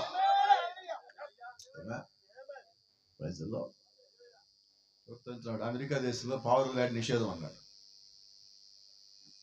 పావురాల వేట నిషేధం అన్నాడు అమెరికాలో. ఎందుకని? ఒక పౌరంగాన్ని ఎవడన్నా చంపితే వాళ్ళకి $5,000 జరిమానా వేస్తారు. డాలర్ నుంచి మీద $90, అంటే 4 లక్షలు ఒక పావురం చంపితే. ఎందుకంటే పావురం పరిశుద్ధతకి సాదృశ్యం అని చెప్పి వాళ్ళు చంపరు. అవునా? అయితే మనం ఏం చేస్తాం ఇక్కడ?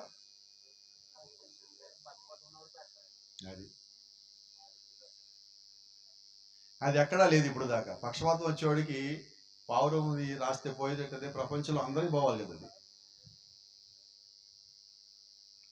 అది అర్థమవుతుందా?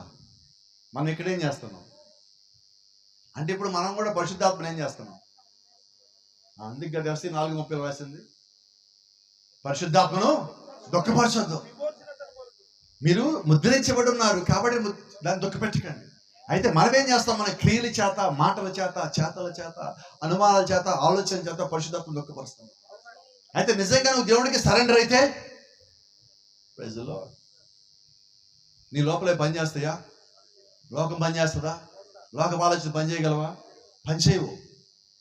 ప్రతి కాలంలో దేవుడు ఆయన్ని మనకి దగ్గర చేసుకుంటూ వస్తున్నాడు. ఇప్పుడు మనం ఎక్కడున్నామంటే క్రీస్తు మన మధ్యలో ఉండే కాలానికి వచ్చున్నాం. ఒకప్పుడు ఎక్కడో పైన నడిపించాడు, మధ్యలో నడిపించాడు. ఇప్పుడు మధ్యలో లేడు, పైన లేడు, ఏకంగా లోపలికి వచ్చి నడిపిస్తున్నాడు. అంటే కాలం ఎంత దగ్గర అవుతుందో మనం అంత పరిపూర్ణం అవ్వాలి. ఎన్నడూ లేనంత వాక్యం ఈరోజు భూమి మీద ఉంది.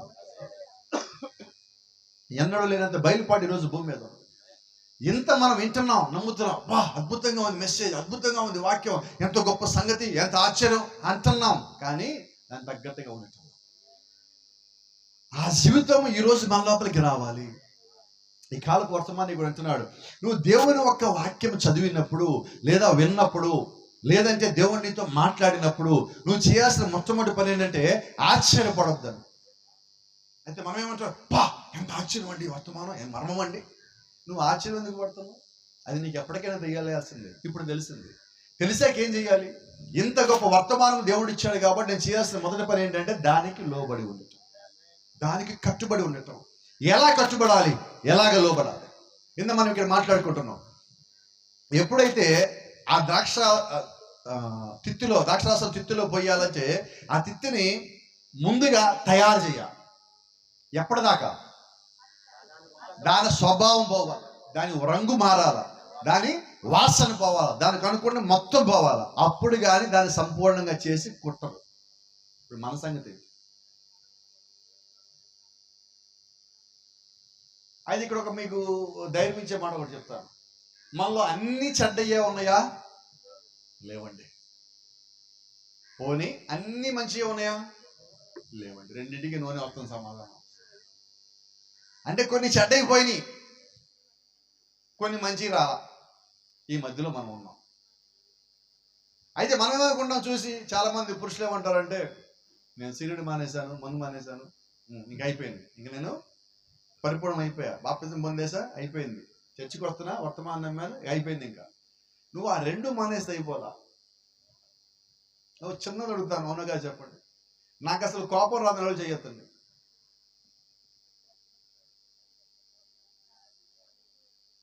ఏ చదువు కాలేదు, ఎవరు మర్చిపోయి వచ్చారు.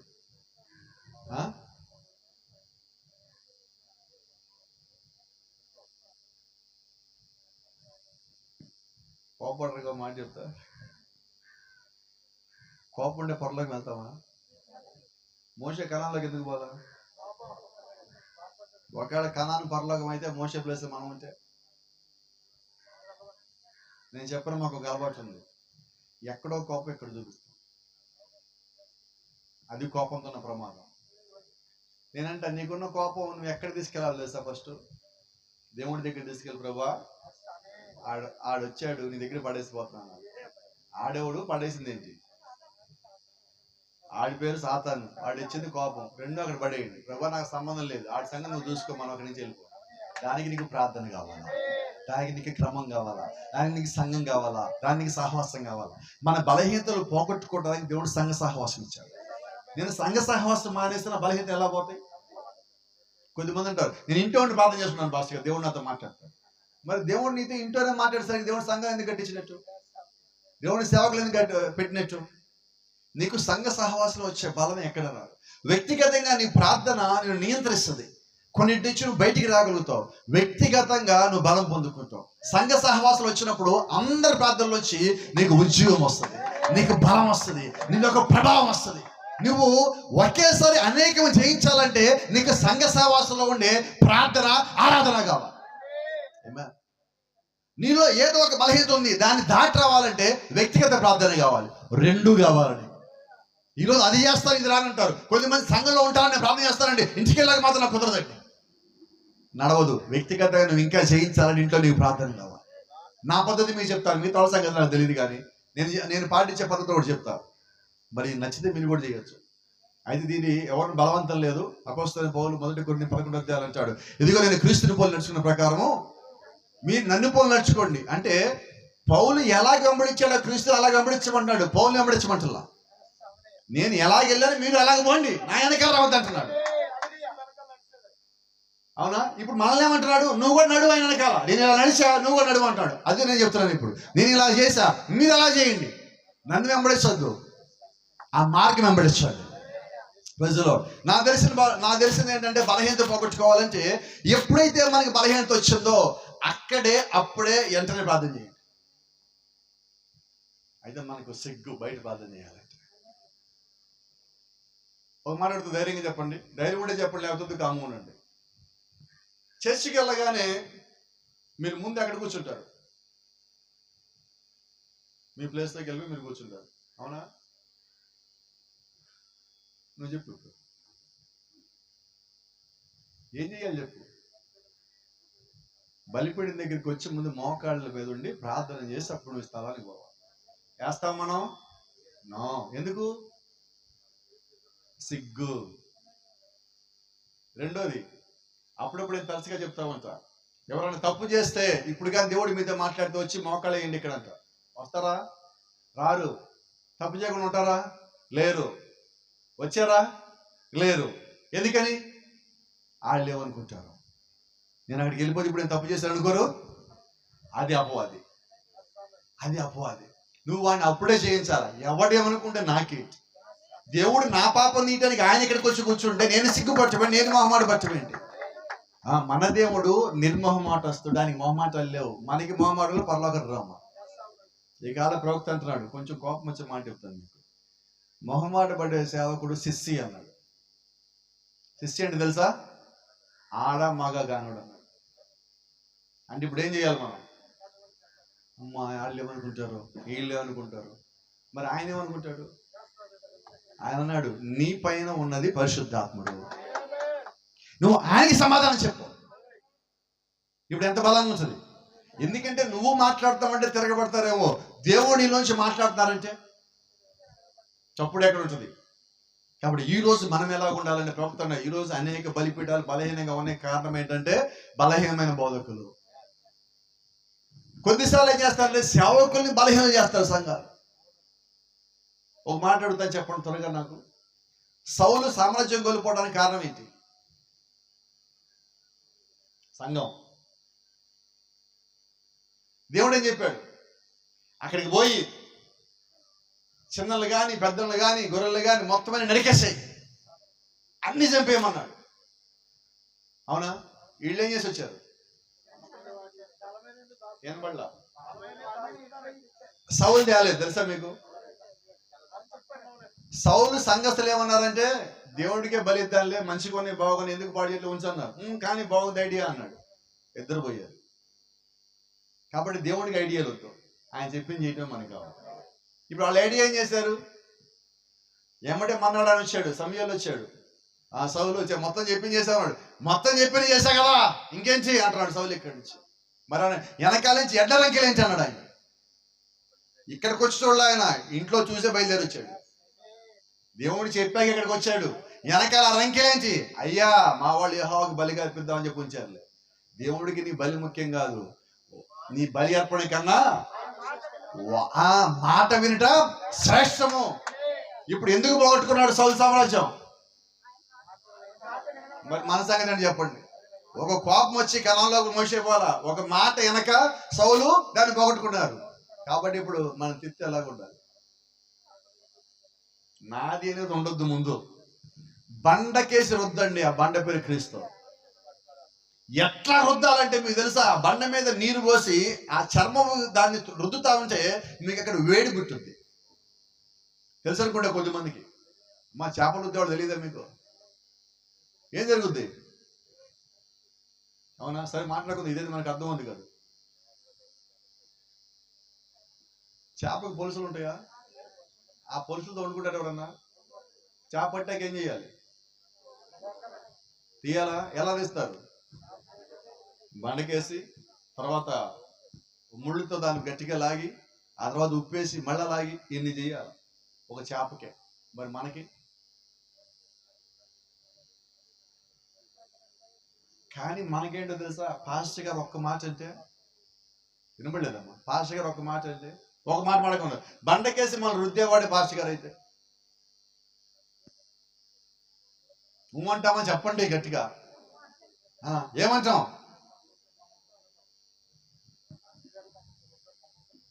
అంటారా? విశ్వాసం అంటారా? చెప్పండి. ఎప్పుడన్నా చేప కోరుకుంటు దాన్ని బండకేసి వద్దండి. కానీ చేప అది ఎక్కడికి పోవాలి, అక్కడికి పోవాలంటే అది రుద్దబడాలి. ఆ తిత్తి ఆ చర్మము మొత్తము పరిపూర్ణం అవ్వాలంటే అది రుద్దబడాలి.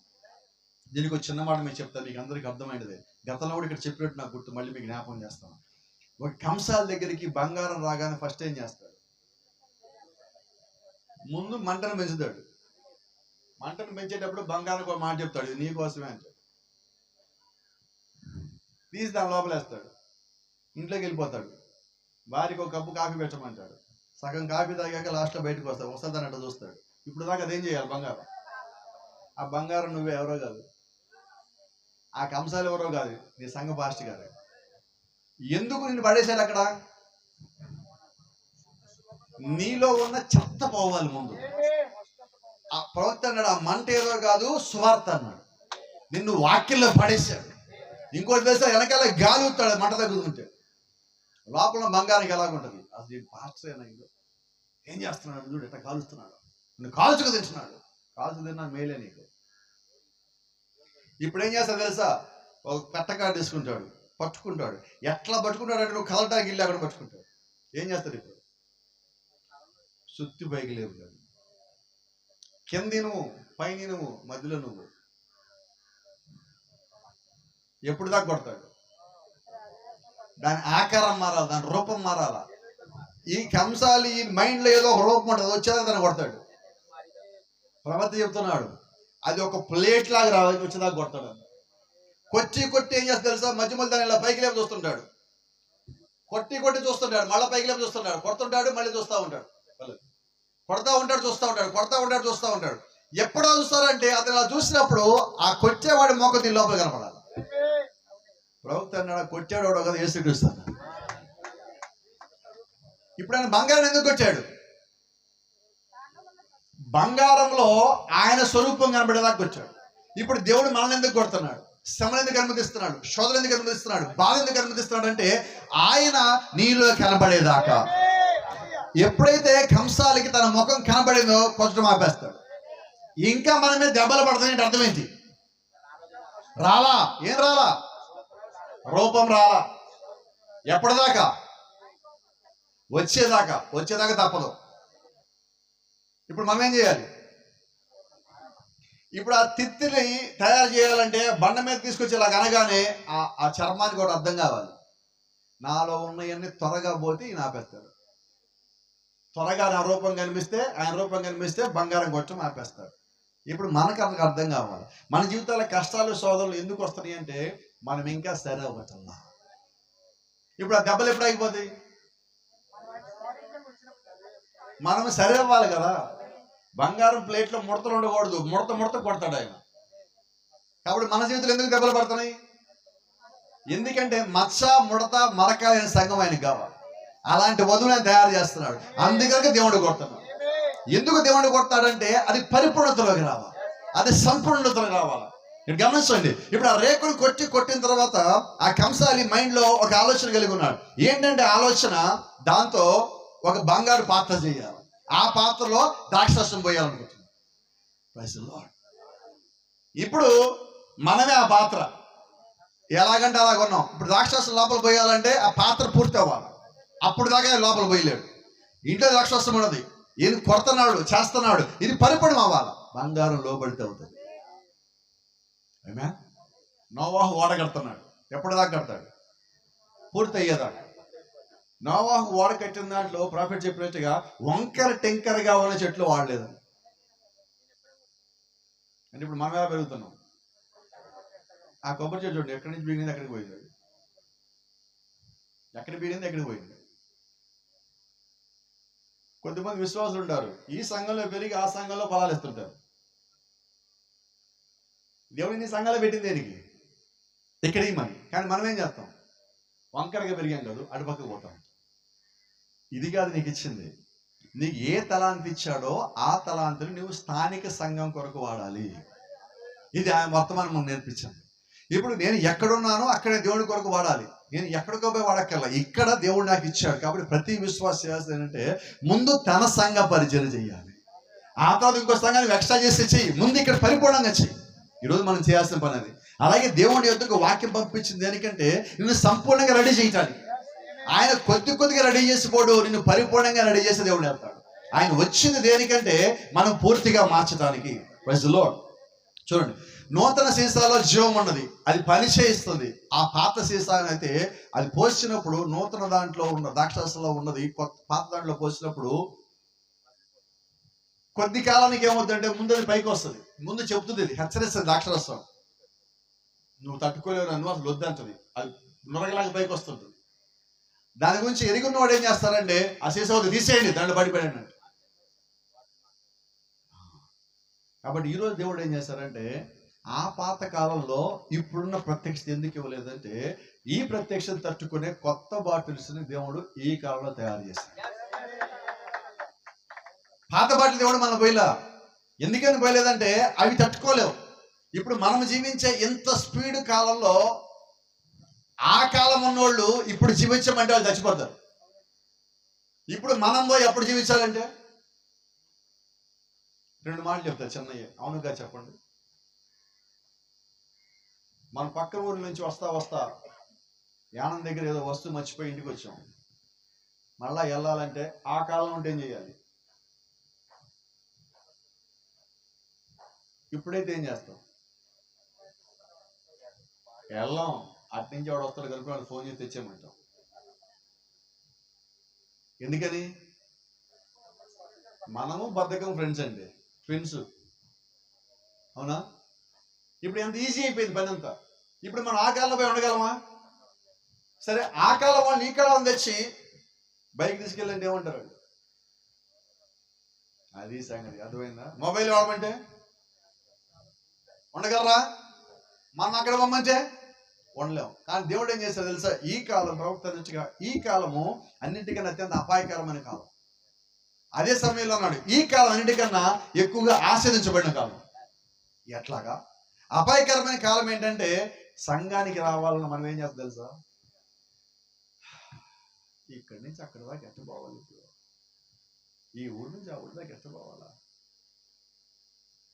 ఏదో బ్రహ్మ ఏంటి మన పరిస్థితి ఇప్పుడు? చర్చికి పోవటానికి చెప్పరా మీకు? పెళ్లికి రమ్మంటే ఎవడన్నా నడిచి వెళ్తాం, బండిలో వెళ్తాము, రైల్లో వెళ్తాము, బస్సులో వెళ్తాము, ఆగుతాము, వెయిట్ చేస్తాము, దాని కొరకు రెడీ అవుతాము, వారం ముందే టికెట్లు కొంటాం, మధ్యలో ఎక్కడే ఉండాలి, ఏం చేయాలి మొత్తం తీసుకుంటాం, అక్కడేం కట్టుకోవాలి, ఇక్కడేం కట్టుకోవాలి, మ్యాచింగ్ మొత్తం రెడీ అవుతుంది. కానీ ఎత్తపాటు రెడీ అవ్వమంటే, చర్చికి రమ్మంటే ఎప్పుడో కూడా చెప్తా నేను, చర్చికి వెళ్ళడానికి చాలా మంది స్త్రీలు కానీ పురుషులు కానీ ఆదివారం ఉదయం లేచి బట్టలు ఎత్తారు. ఈరోజు ఏ వేసుకు వెళ్దాం చర్చికి? శనివారం ఏం చేశారు? కోపడు మాకండి. ఆదివారం చర్చిలోకి వెళ్ళా కొంతమంది పాటలు పాడతా పుస్తకాలు ఎదుగుతూ ఉంటారు, అక్కడ నుంచి మొబైల్ ఎదుగుతూ ఉంటారు. శనివారం ఏం చేశావు? శనివారం ఏం చేసావు? దేవుడు నిన్ను ఆదివారం పాటిస్తాడని తెలీదా నీకు? సిద్ధపడాలా లేదా? ఇంకొకరికి ప్రార్థన ఇస్తే ఎక్కడి నుంచి బిగిన్ చేస్తారు తెలుసా? ప్రకటన గ్రంథం 19వ అధ్యాయంలో వదులుతాంగా సిద్ధపరచుకుని వర్తమానం ప్రార్థన ఎక్కడి నుంచి బిగిన్ చేస్తారు? అప్పుడు దేవుడు భూమి ఆకాశాలు వేరు చేసింది. ఎక్కడ? మొదటి రోజు ప్రభువా రెండింటిని వేరు చేసావయ్యా. మూడో రోజు భూమి నుంచి గడ్డిని విత్తనాలు చదివి మొలిపించావయ్యా. 4వ రోజు సూర్యుడు చంద్రుల్ని. ఎప్పుడు రావాలి ప్రకటన గ్రంథానికి? అక్కడ మర్మం ఏంటి తెలుసా? అసలు వర్తమానం వెళ్ళలేదు అప్పుడు. అర్థమవుతున్న మాటలు మీకు? నీ ధ్యాస ఇక్కడ లేదు, నీ ఆలోచన ఇక్కడ లేదు అంటే సిద్ధపాటు కలిగి లేవు. నా ఉద్దేశం అది మేము విమర్శించాలని కాదని, మనం ఎలాగుంటా మీకు తెలియజేయాలని ఉద్దేశం. నీకు శనివారం ఇచ్చింది దేనికి? రేపు ఏం చేయాలి ఈరోజు రెడీ చేసుకోవటానికి.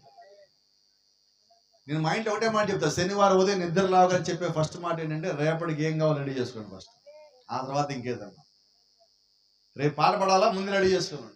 నేను ఎప్పుడంటే సంఘంలో ఇక్కడ అందరూ చెప్తాను, సంఘంలో పురుషులుగా ఉంటే ఏ రోజు మిమ్మల్ని ప్రార్థన పిలుస్తారో తెలిసి మీరు రెడీగా ఉండాలి.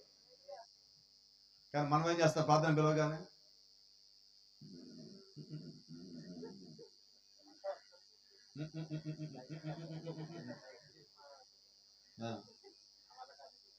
ఇదేంటది?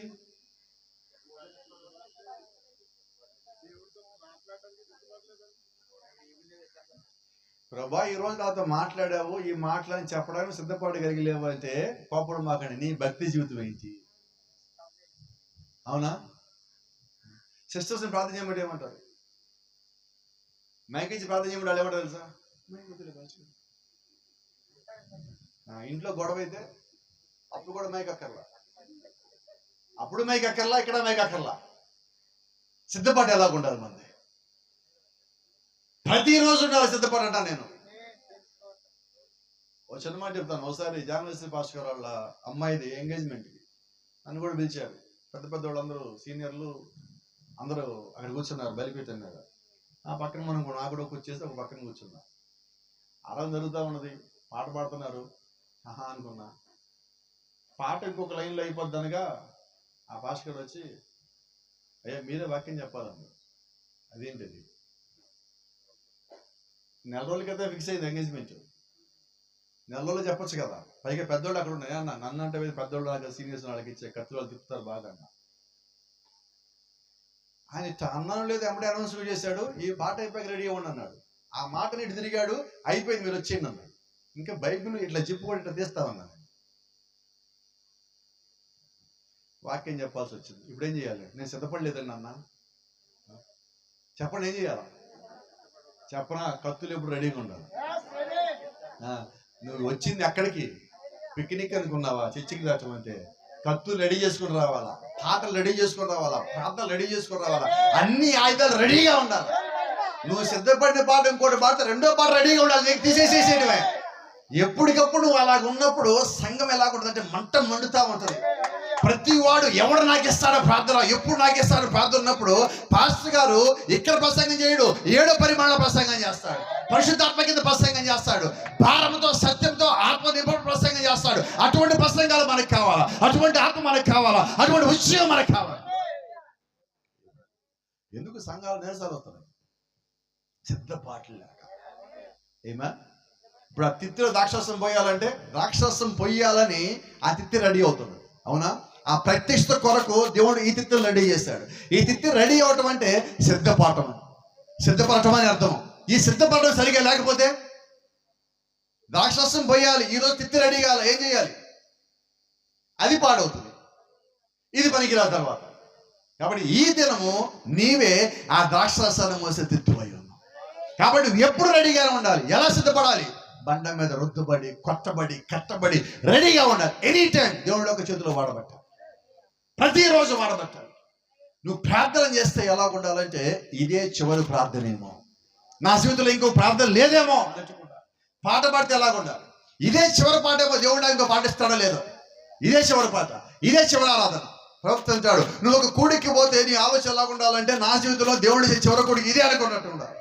ప్రసంగం చేస్తే ఇదే చివరి కూడికి నేను ప్రసంగం చేస్తామన్నట్టుగానే ఉండాలన్న.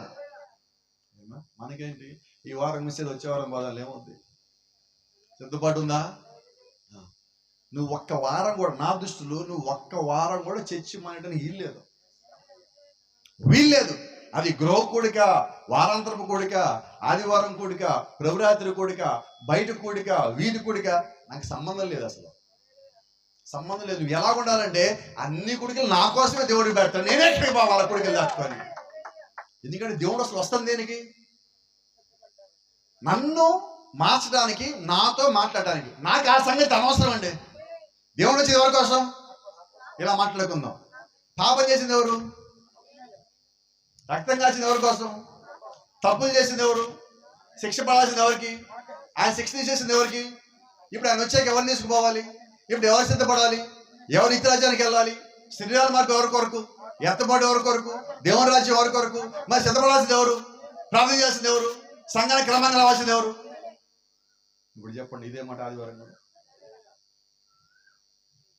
అంతేనా? సమస్య ఎక్కడుంది? ఇప్పుడు ప్రార్థన ఎక్కడ లేదు, సిద్ధపాటు ఎక్కడ లేదు, క్రమం ఎక్కడ లేదు. అది ఇప్పుడు ఒక మాట చెప్పొచ్చా మీకు ధైర్యంగా?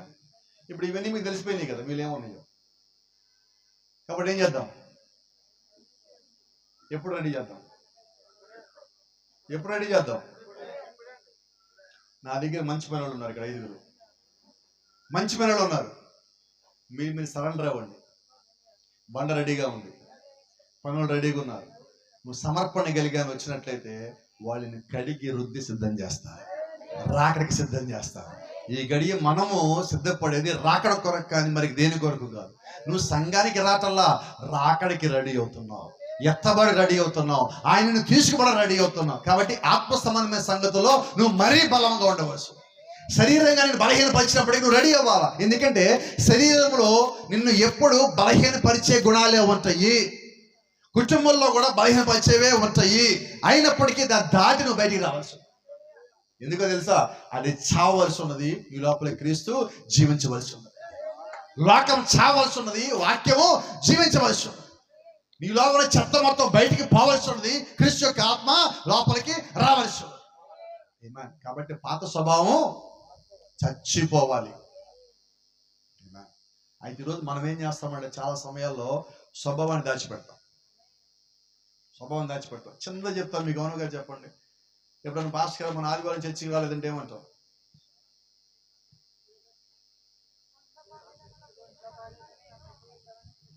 ఒంట్లో బాగాలేదు, ఇంట్లో బాగాలేదు, చుట్టాలు వచ్చారు, ఊరికి వెళ్ళారు. కానీ నిజాలేంటి చెప్పండి, మీరే చెప్పండి, వినాలి. ఇప్పుడు మనం ఎవరో చెప్పి అబద్ధం, కానీ మనం ఏమనుకున్నాం? ఇప్పుడు మనం ఎవరు చెప్పాం? సంఘం పాస్టర్ గారిదా దేవుడిదా?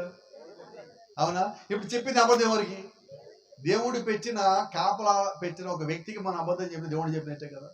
ఆ వ్యక్తి మంచోడు చెడు కాస్త పక్కన పెడదాం, అది మనం పక్కకు పెడదాం. ఇప్పుడు దేవుడి సేవడికి అబద్ధం చెప్పాను నేను, అవునా? ఇప్పుడు లెక్క ఎవరు చెప్పాలా? అసలు అవసరమా లెక్క చెప్తామా? చెప్పాల్సిన అవసరం ఉందా? లేదు. ఎప్పుడు లేదు? నువ్వు అన్నింటిలో పరిపూర్ణంగా ఉన్నావు. నా ఉద్దేశం నిజమైన దేవుడి సంఘం అయితే లెక్క చెప్పదు. నిజమైన విశ్వాసం లెక్క చెప్పాల్సిన పని లేదు, నువ్వు అలాగే జీవించేస్తే పోతుంది. కాబట్టి ఇక్కడి నుంచి ఏం చేద్దాం?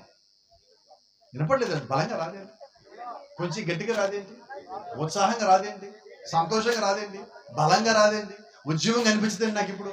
ఇందాకేసిన కేకలు ఇప్పుడు రావేంటి? దేవుడికి కావాల్సింది ఏంటి?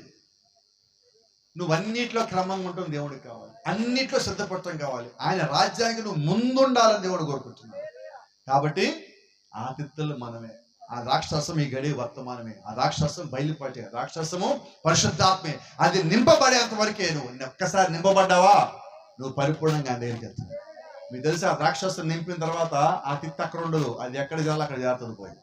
అంతేనా? మరి ఈ రోజు కూడా మనం ఆత్మతోనూ సత్యంతోనూ పరిశుద్ధాత్మతో నింపబడినట్లయితే ఎక్కడికి చేరాలో అక్కడికి చేరతాం. God bless you. దేవుడు మిమ్మల్ని దీవించును గాక.